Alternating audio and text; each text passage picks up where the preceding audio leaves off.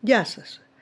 Σήμερα θα ήθελα να σας δείξω πώς γνέφουμε μαλλί στο ηλεκτρικό σπίνερ του Ashford.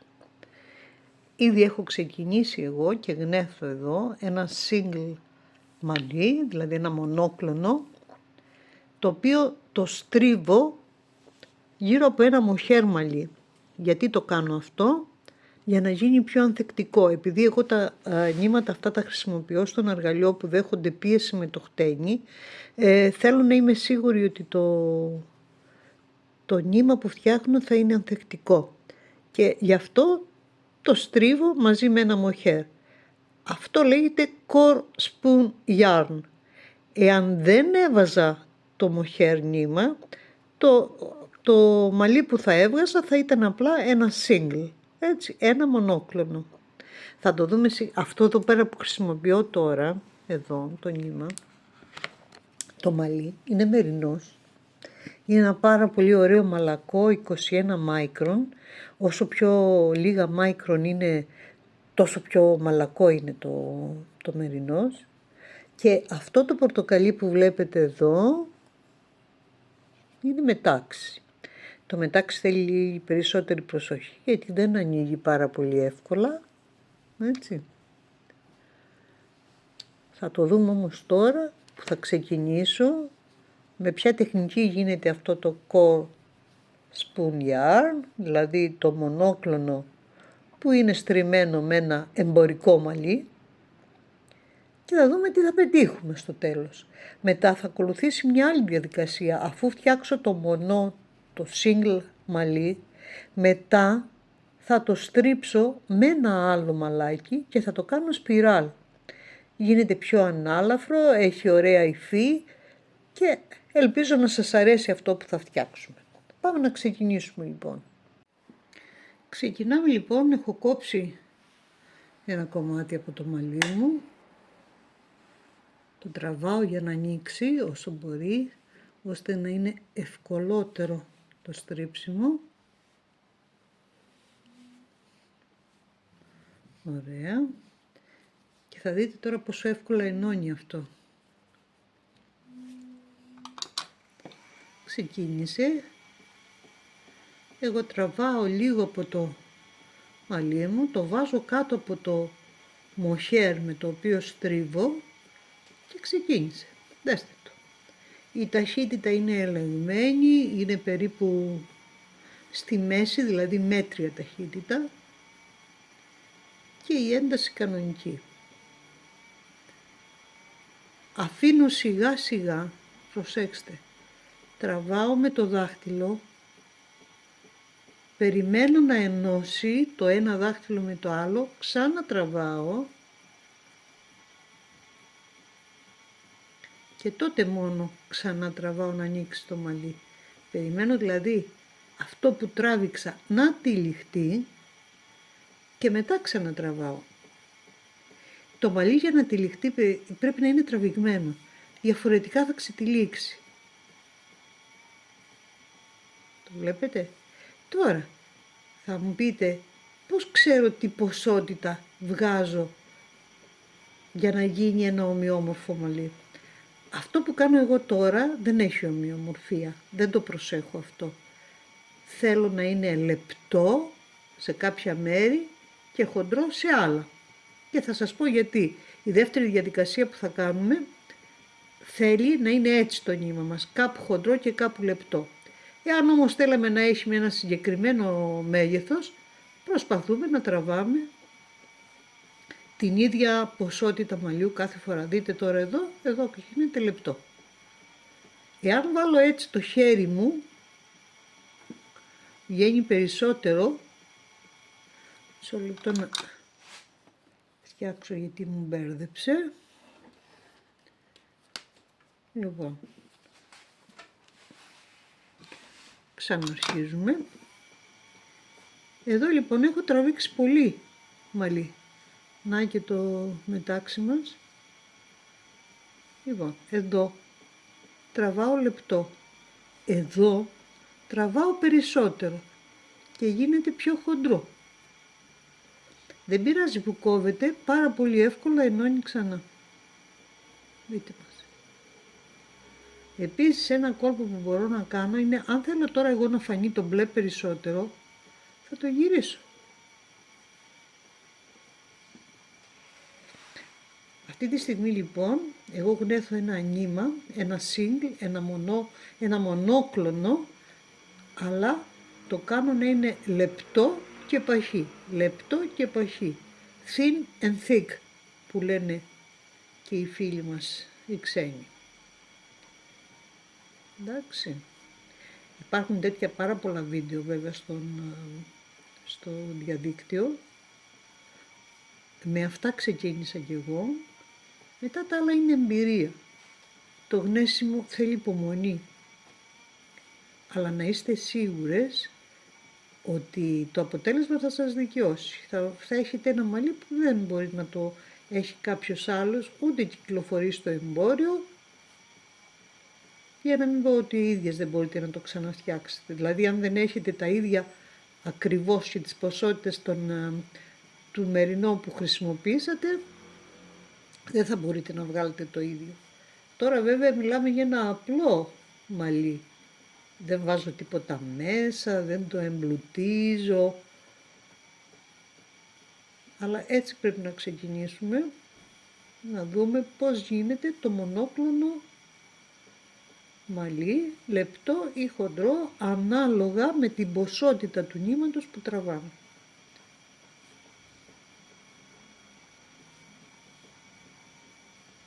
Θα φτιάξω λοιπόν κάμποσο νήμα από εδώ και θα δούμε μαζί τη δεύτερη διαδικασία ξανά. Νομίζω έχω γνέσει αρκετό τώρα.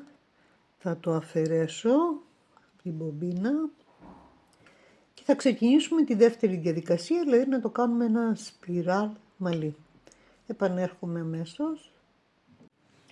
Τέλειωσα με το μαλάκι, το έβγαλα, το έκανα κουβάρι.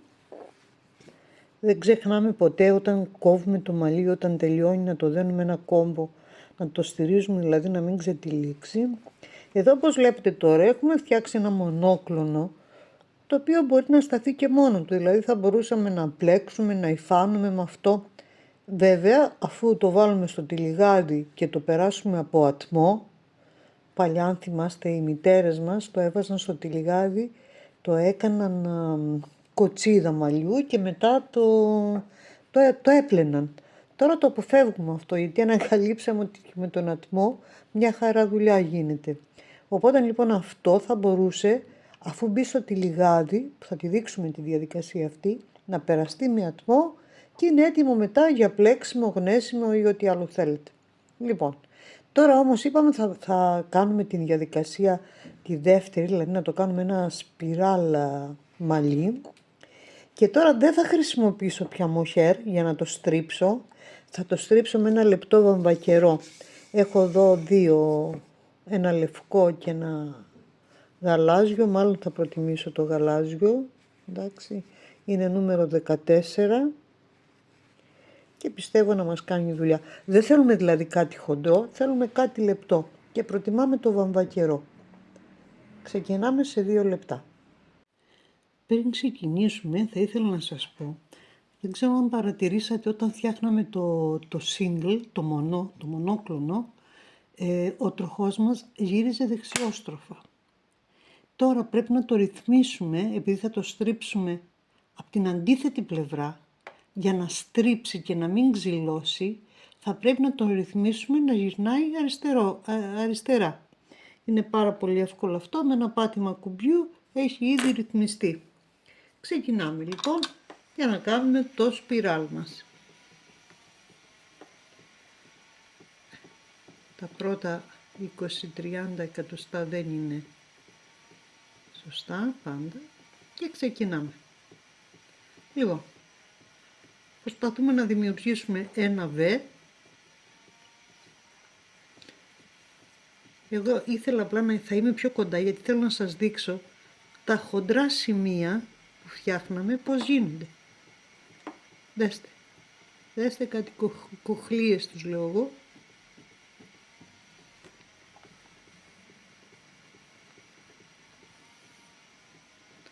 Ας το φέρω πιο κοντά. Δείτε τώρα το παχύ κομμάτι. Δείτε το. Θεωρώ ότι είναι πάρα πολύ όμορφο μαλλί αυτό. Το σπιράλ είναι ανάλαφρο, αλλά συγχρόνως έχει υφή. Δέστε. Λίγο δεξιόστροφα αν το πάρω, γίνεται πιο σφιχτός ο κοχλίας, τον βλέπετε. Αν το ανοίξω, γίνει πιο ανάλαφρο. Αυτό είναι το σπιράλ. Η διαδικασία δεν είναι δύσκολη, απλά θέλει υπομονή.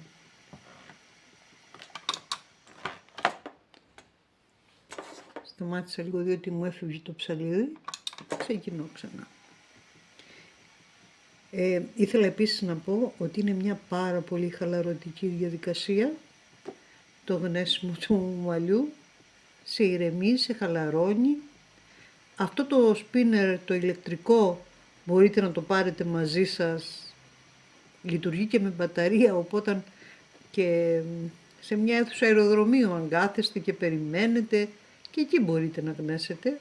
Εντάξει, λίγο τραβηγμένο, αλλά λέμε τώρα ότι υπάρχει μια καθυστέρηση 3-4 ώρων.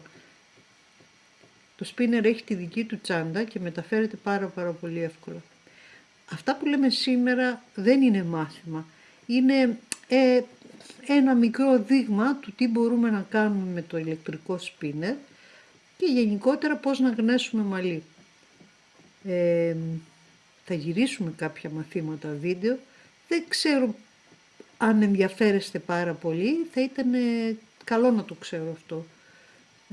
Γιατί και το να γυριστεί ένα μάθημα έχει τη διαδικασία του και το χρόνο του. Αν όμως σας ενδιαφέρει, μπορώ να το προχωρήσω. Έτσι λοιπόν θα τελειώσω όλο το μαλλί και μετά θα σας δείξω το αποτέλεσμα.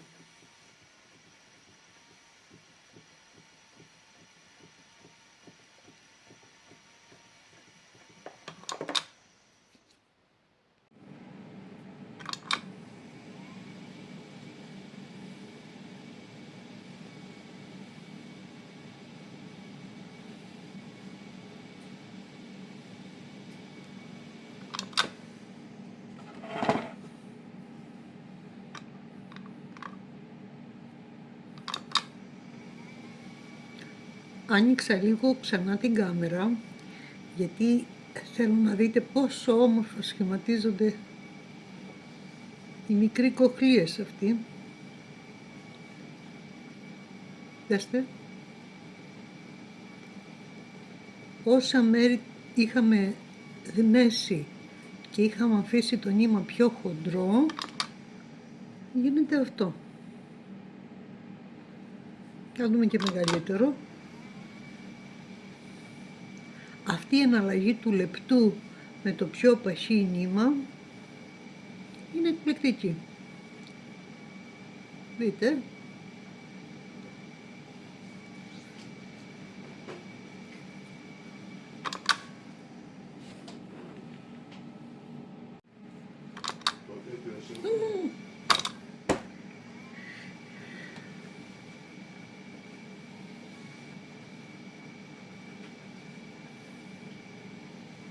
Εδώ έτυχαν πολλά κομμάτια. Εντάξει.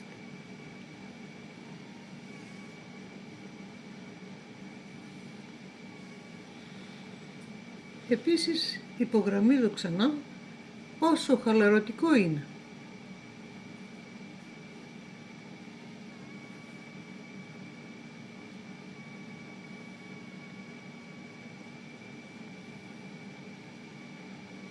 Αν παρατηρήσετε, κρατάω τα δύο νήματα, το κοτόν και το single, σαν να σχηματίζουν ένα V, ενώ δείτε τώρα,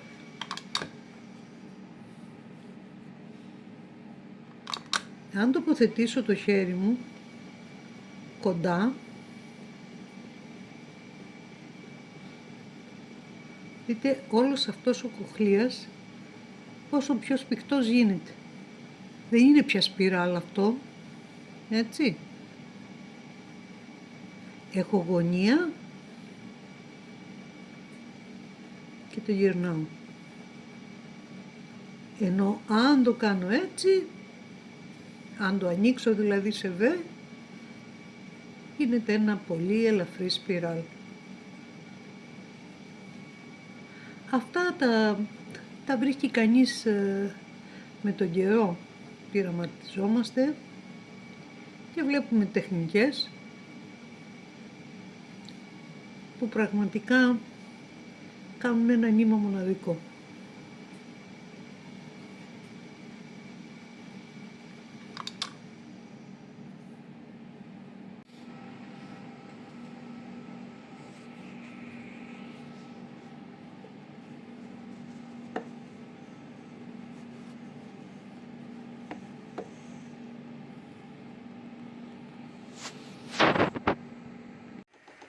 Έχω περάσει το μαλλί στο τυλιγάδι μου, είναι τεντωμένο και έχω ξεκινήσει να το ατμίζω, αντί για το πλύσιμο που λέγαμε πριν. Τι θα τώρα το τυλιγάδι και ο ατμός θα βοηθήσει το μαλλί να μείνει ίσιο, γιατί τεντώνεται βασικά όταν μπαίνει στο τυλιγάδι, οπότε ισιώνει. Ακόμα και αν έχει γυρίσει σε κάποια σημεία όταν το γνέθαμε, τώρα θα ισιώσει, έτσι. Αυτό κάνουμε, περίπου 4-5 λεπτά θα ασχοληθούμε με το άτμισμα, ίσως και λιγότερο, και το μαλλί είναι έτοιμο μετά, θα το φτιάξω πλεξούδα ή κουβάρι και είναι έτοιμο να το χρησιμοποιήσω. Να το μαλλί μας είναι έτοιμο, 29 μέτρα γνέσαμε, 90 γραμμάρια περίπου και είναι έτοιμο να χρησιμοποιηθεί. Δείτε το. Ελπίζω να σας άρεσε αυτή η παρουσίαση, σύντομα με νέο βίντεο. Γεια σας.